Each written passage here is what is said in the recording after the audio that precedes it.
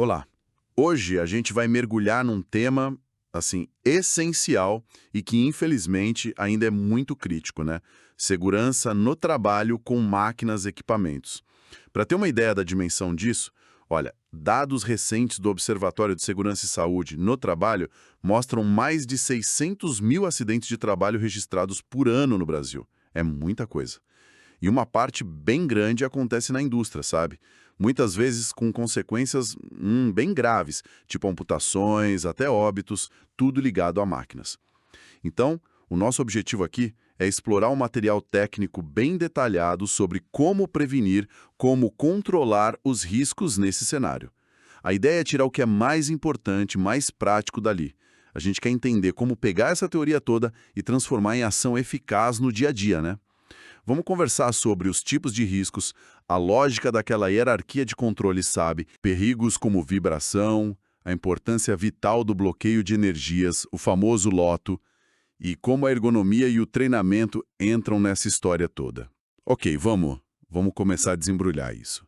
Para começar, existe toda uma base legal, uma base técnica importante para isso, certo? Ah, sem dúvida. No Brasil, as normas regulamentadoras, as NRs, são a nossa espinha dorsal. A NR12 é super central, focada direto em máquinas e equipamentos, mas tem outras também, tipo a NR10 de eletricidade, a NR13 para vasos de pressão. Depende muito do contexto, né? E, além disso, tem uma influência forte de normas internacionais, como a ISO 12100, que dá as diretrizes para projetar máquinas seguras. Conceitos como projetar para falhar de forma segura, o que a gente chama de falha segura, e ter redundâncias nos sistemas de proteção, isso é fundamental. Entendi. E quando, infelizmente, o acidente acontece, como que ele é definido? E quais são os tipos principais que a gente precisa entender? Bom, pela lei, a Lei 8.213/91, acidente de trabalho é o que acontece pelo exercício do trabalho e causa lesão corporal ou alguma perturbação funcional. Pode levar à morte, perda ou redução da capacidade de trabalhar, né? Basicamente, a gente tem um acidente típico, aquele evento súbito, claro, uma queda, um corte, um esmagamento numa prensa, por exemplo. Aí tem também a doença ocupacional. Essa vai se desenvolvendo com o tempo, por causa das condições de trabalho. Pensar em Ler-Dort, sabe? Lesões por esforço repetitivo ou perda de audição por causa do ruído, Apaer. E tinha um acidente de trajeto, mas a caracterização dele mudou um pouco com a reforma trabalhista. O ponto mais importante, assim, é que a gente superou aquela ideia antiga de culpar só o trabalhador, o tal do ato inseguro. A visão hoje é sistêmica. Aquele modelo do queijo suíço do James Reason explica bem isso. Acidentes graves raramente têm uma causação. Normalmente são resultado de várias falhas em diferentes barreiras de proteção, como se fossem buracos alinhados em várias fatias de queijo. Essa visão sistêmica é interessante mesmo. Ela leva a gente a procurar as causas mais profundas, né? O material que a gente está usando fala em 3 grandes grupos de fatores que causam acidentes e que interagem entre si. Exatamente. Primeiro, tem os fatores técnicos. São os problemas na máquina mesmo. Uma proteção que não está adequada ou está quebrada, um projeto que não previa um risco específico, falha na manutenção, ou até uma interface homem-máquina mal feita, difícil de usar. Certo, esses são os técnicos. E os outros 2? E depois vem os fatores organizacionais. Esses têm a ver com a gestão, com o ambiente da empresa. Pode ser pressão excessiva para produzir rápido demais, aí a segurança fica de lado, falta de procedimento claro, treinamento ruim, comunicação que não funciona sobre os riscos, até uma cultura de segurança fraca, sabe? Onde o pessoal pega atalho e ninguém fala nada, ou jornada de trabalho muito longa que causa cansaço. E por último, os fatores humanos. E aqui não é só o erro sem querer, o lapso. Entram também as violações, quando a pessoa decide conscientemente não seguir uma regra. Cansaço, falta de experiência, até condições psicológicas como o estresse. A investigação moderna não para no erro humano. Ela pergunta por que o erro aconteceu, ou porque a pessoa achou que violar a regra era uma boa ideia naquele momento. É a busca pelas tais condições latentes no sistema. Entendido? Faz todo sentido essa busca mais a fundo. Agora, focando nos riscos diretos das máquinas. O que exatamente é o risco mecânico? Olha, o risco mecânico ou de acidente é aquele que tem potencial para causar uma lesão na hora, por contato físico com partes da máquina. Ele é diferente dos riscos ambientais como ruído, poeira, que geralmente causam efeitos mais a longo prazo, né? O perigo mecânico pode vir do ponto de operação da máquina, onde ela faz o trabalho dela. Aí tem risco de corte, perfuração, abrasão. Pode vir também dos mecanismos de transmissão de força, tipo correias, engrenagens, correntes. Aí o risco é de agarramento, esmagamento, ser puxado para dentro da máquina. Ou pode vir de qualquer outra parte móvel, que pode causar cisalhamento, compressão ou até projetar peças. A norma ABNT NBR ISO 12100 é a referência principal para a gente identificar e avaliar esses perigos todos. Nossa, são muitos riscos mesmo. Com tudo isso identificado, como que as empresas deveriam abordar a gestão disso? Parece bem complexo. É um processo contínuo, que a gente chama de gestão de riscos. Normas como a ISO 31000 dão a estrutura geral para isso. Basicamente é um ciclo, né? Primeiro, identificar os perigos. Depois, analisar a chance daquilo acontecer e a gravidade se acontecer. Aí, avaliar se esse risco é aceitável ou não. Se não for, tem que tratar, ou seja, implementar controles. E, por fim, monitorar para ver se está funcionando. Existem uns modelos que ajudam a visualizar isso, como o bow tie ou gravata borboleta.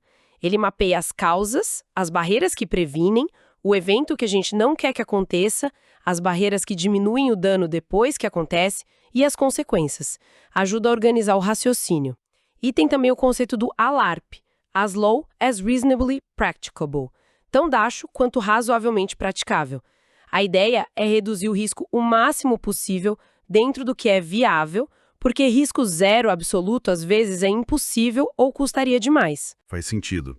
E na hora de tratar o risco, de implementar esses controles, existe uma ordem de preferência, né? Aquela tal da hierarquia de controles. Exatamente. E essa hierarquia é, fundamental.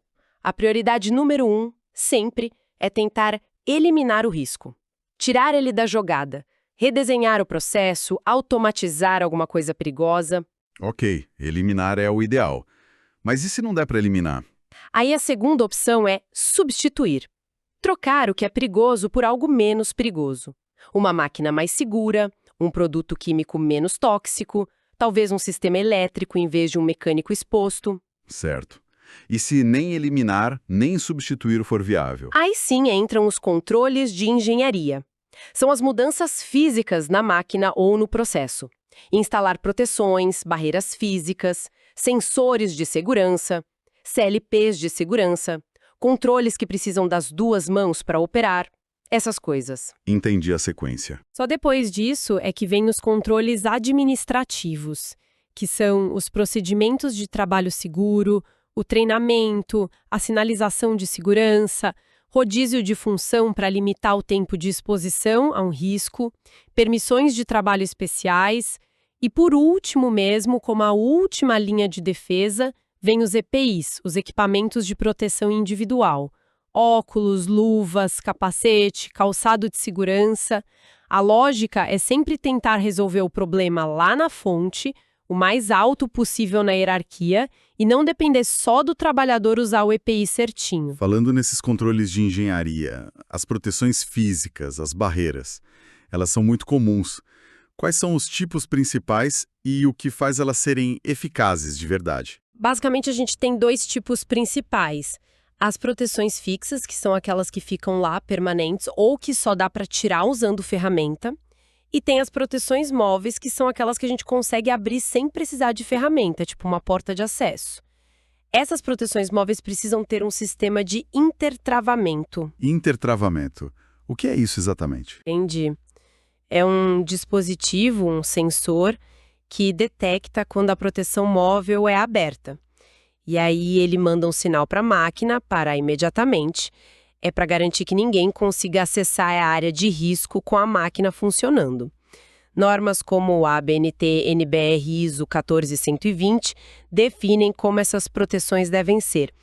Elas têm que ser resistentes, não podem ter cantos vivos ou partes que possam prender, devem permitir ver o processo se for necessário e, muito importante, têm que ser difíceis de burlar, de enganar o sistema. E tem também as distâncias de segurança, né? Para garantir que, mesmo com a proteção no lugar, ninguém consiga alcançar a zona de perigo por cima, por baixo ou através de alguma abertura. A NBR ISO 13857 trata disso. Entendi. E além dessas barreiras físicas, existem outros tipos de dispositivos que detectam a presença de pessoas? Sem ser uma barreira física mesmo. Sim, existem. São os dispositivos de detecção de presença. Eles não impedem fisicamente o acesso, mas eles percebem se alguém entra em uma área perigosa e aí comandam a parada da máquina. Exemplos comuns são as cortinas de luz. São feixes de luz infravermelha, invisível. Se alguém interrompe esses feixes, a máquina para. Tem também os scanners a laser, que varrem uma área e podem ter zonas de segurança programáveis. Tapetes de segurança que são sensíveis à pressão. Se alguém pisa, a máquina para. E até sistemas mais modernos baseados em visão, com câmeras e processamento de imagem. Interessante. E qual o ponto crítico com esses dispositivos? O ponto crítico é garantir que a máquina pare antes que a pessoa consiga de fato alcançar a zona de perigo depois de ser detectada. Por isso, o cálculo da distância mínima de segurança é essencial. Ele leva em conta o tempo total que a máquina leva para parar e a velocidade com que a pessoa pode se aproximar. A NBR ISO 13855 ajuda nesse cálculo. Entendi a lógica. É para dar tempo da máquina parar. E se mesmo assim algo der muito errado, qual é o último recurso para parar tudo na hora? Aí entra o dispositivo de parada de emergência. Geralmente aquele botão vermelho grandão, tipo cogumelo, num fundo amarelo que todo mundo conhece. Mas atenção, ele é uma linha de defesa adicional para emergências mesmo. Não é para ser usado como parada normal da máquina. E ele tem requisitos bem rigorosos. Tem que ser fácil de ver, fácil de alcançar. Quando você aperta, ele tem que ficar travado, só destrava com uma ação consciente depois.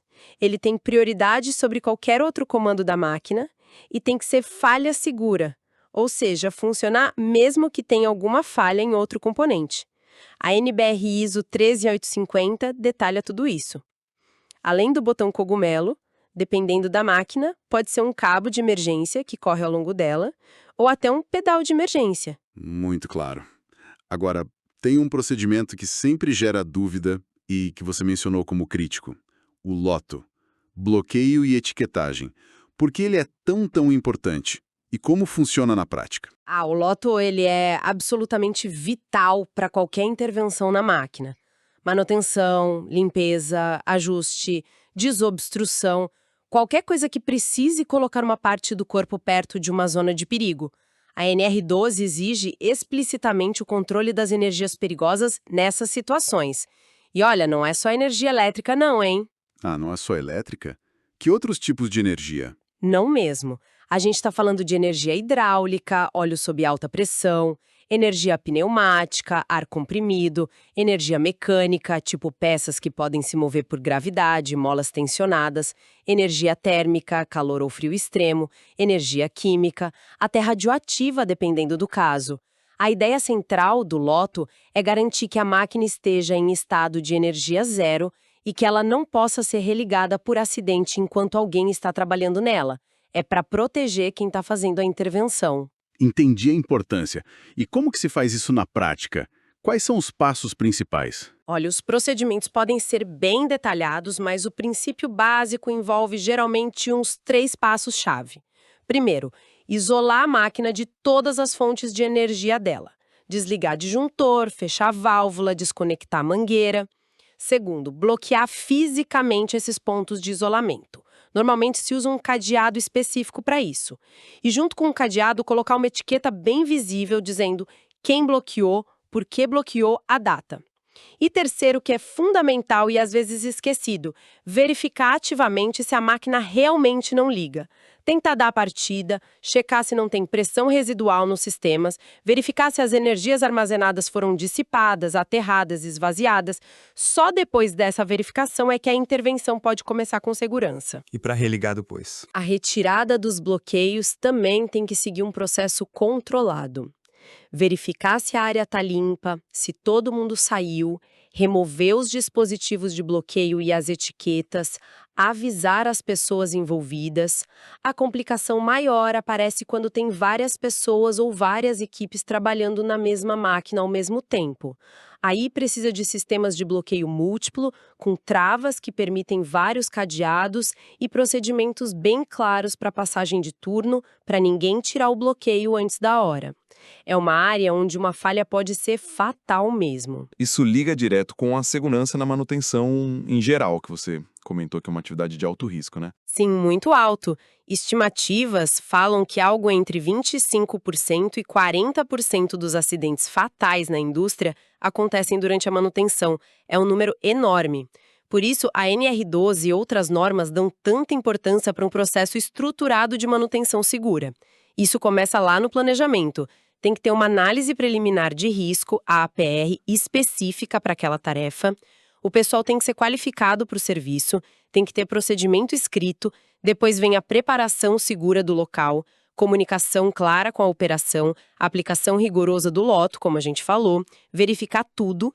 Durante a execução, usar as ferramentas certas, os EPIs corretos para a tarefa, seguir o procedimento e atenção especial se for trabalho em altura, espaço confinado, a quente, cada um tem seus riscos adicionais.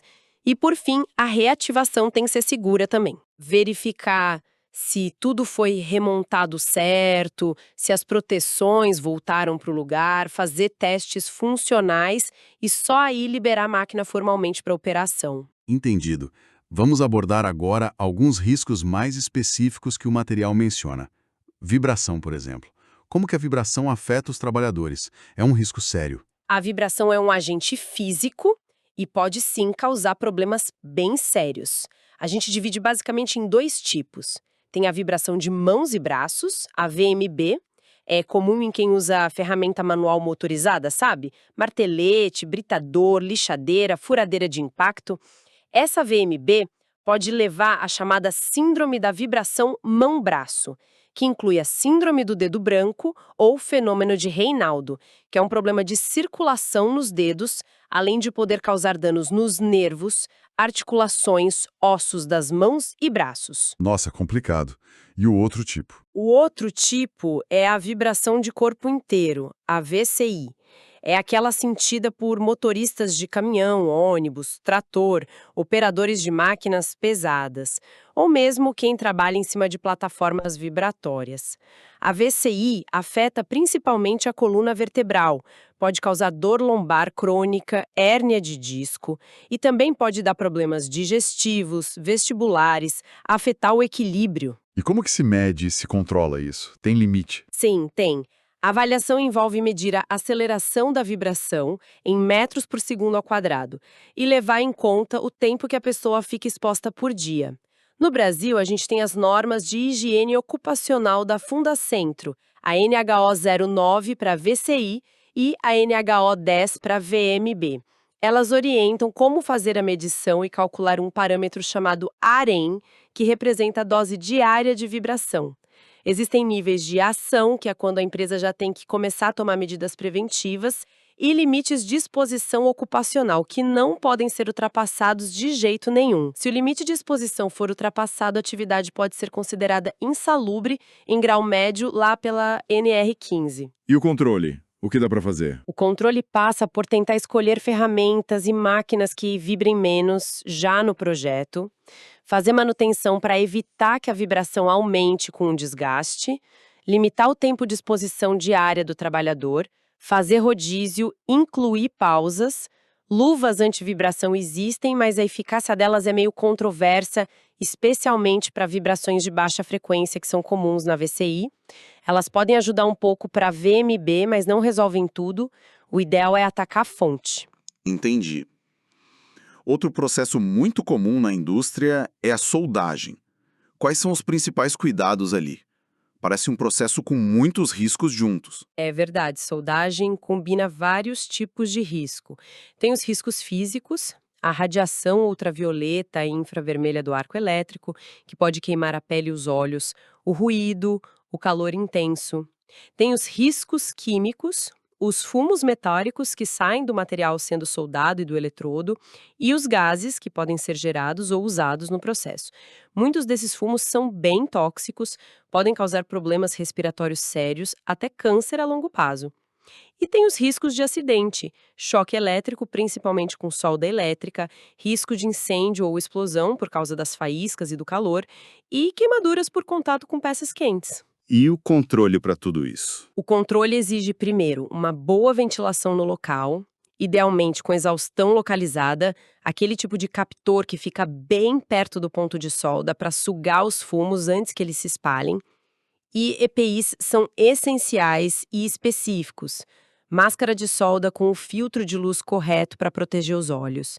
Respirador adequado para fumos metálicos.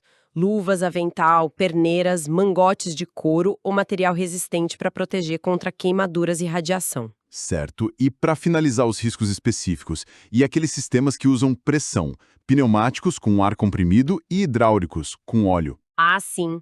Ambos são muito comuns e têm riscos importantes. O risco comum aos dois é a energia armazenada. Mesmo com a bomba ou compressor desligado, pode ter pressão presa no sistema, que pode ser liberada de repente e causar movimento inesperado ou projeção de componentes. Loto é crucial aqui também. Os sistemas pneumáticos com ar comprimido têm o risco adicional de ruído alto nas descargas de ar. Tem o risco de projeção de partículas se usar o ar para limpeza, o que não é recomendado. E tem o perigoso efeito chicote. Se uma mangueira pressurizada escapar ou romper, ela pode se agitar violentamente e atingir alguém.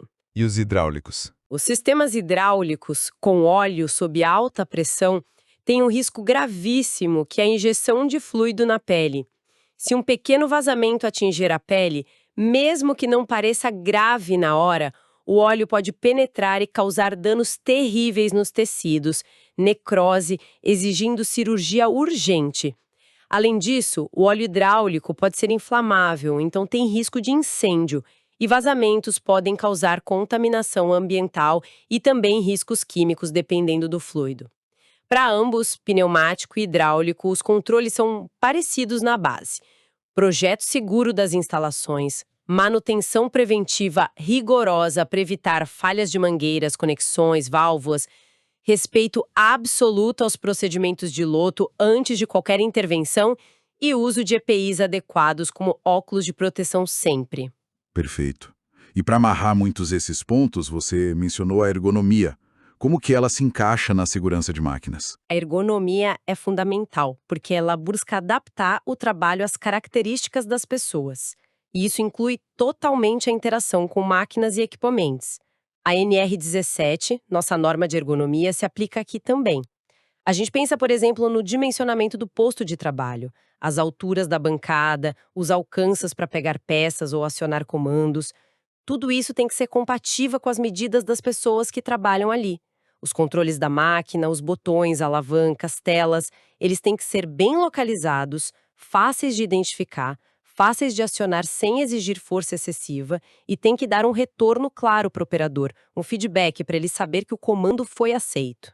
E além do físico? Além do físico, ter a carga física geral, evitar posturas ruins, esforço excessivo, movimentos repetitivos, a pega das ferramentas e peças e também as exigências visuais. A iluminação tem que ser adequada para a tarefa. E tem os aspectos cognitivos, que são cada vez mais importantes com máquinas complexas. A carga mental exigida para operar a máquina, a clareza das informações na interface homem-máquina. A ideia é projetar sistemas que ajudem a prevenir erros humanos, em vez de induzi-los. Uma boa ergonomia não só previne as Lehr-Dort, mas também reduz muito a chance de erros que podem levar a acidentes graves. Faz todo sentido. E por fim, mas não menos importante, não adianta ter a máquina mais segura do mundo, com todos os controles, se as pessoas não souberem usar ou não entenderem os riscos, né? Qual o papel da capacitação nisso tudo? É absolutamente central. Não tem como dissociar. A própria NR12 dedica uma parte enorme só para falar de capacitação. Tem exigências bem claras tanto para quem vai operar a máquina quanto para quem vai fazer manutenção, limpeza e inspeção. O treinamento tem que cobrir, no mínimo, os riscos específicos daquela máquina ou daquele processo. Como funcionam os dispositivos de segurança, por que eles estão ali e por que não se deve burlar eles, os procedimentos de trabalho seguro. Para quem faz manutenção, o foco em loto tem que ser muito forte. Entender os sistemas de segurança da máquina para poder intervir neles corretamente, os procedimentos específicos para cada tipo de intervenção. E como garantir que esse treinamento seja eficaz? Idealmente, usar metodologias mais participativas que envolvam o trabalhador, ter parte prática para a pessoa realmente aprender fazendo e avaliar se o pessoal realmente absorveu o conhecimento. E a liderança da empresa tem um papel fundamental nisso, de valorizar o treinamento, de cobrar que seja feito, de dar o exemplo. No fim das contas, a segurança é essa combinação que funciona: tecnologia adequada, procedimentos claros e bem feitos e pessoas bem preparadas e conscientes. Perfeito. Então, para a gente recapitular, a gestão de riscos em máquinas não é algo pontual. É um esforço contínuo, sistêmico. A hierarquia de controles é o nosso guia, sempre tentando eliminar ou substituir o risco primeiro. Existem ferramentas e soluções importantes, proteções bem projetadas, intertravamentos, dispositivos de detecção, paradas de emergência e, claro, o loto, que é vital para intervenções. Riscos específicos, como a vibração, a solda, os sistemas pressurizados, exigem atenção e controles dedicados. E tudo isso precisa estar amarrado com uma boa ergonomia que adapta o trabalho ao trabalhador e uma capacitação eficaz que prepare e engaje as pessoas. Exatamente. Se a gente conecta isso tudo num quadro maior, fica claro, né? Segurança não é só cumprir norma. É construir uma cultura onde prevenir acidentes é um valor de verdade, praticado por todo mundo, do chão de fábrica à diretoria. É um desafio, sem dúvida, exige investimento, exige comprometimento, mas aplicar esses princípios de forma consistente, isso salva vidas, protege a saúde das pessoas, faz toda a diferença. Com certeza. E para a gente terminar com uma provocação, pensando um pouco no futuro que já está chegando, a gente vê cada vez mais automação, robôs colaborativos, até inteligência artificial entrando na indústria, inclusive na segurança das máquinas. A questão que fica é: como a gente garante que, ao buscar soluções para esses riscos que a gente já conhece, a gente não está sem querer criando novos tipos de vulnerabilidades, novos desafios, talvez mais complexos, que a gente ainda nem entende direito como gerenciar? Fica aí a reflexão para o futuro da segurança no trabalho.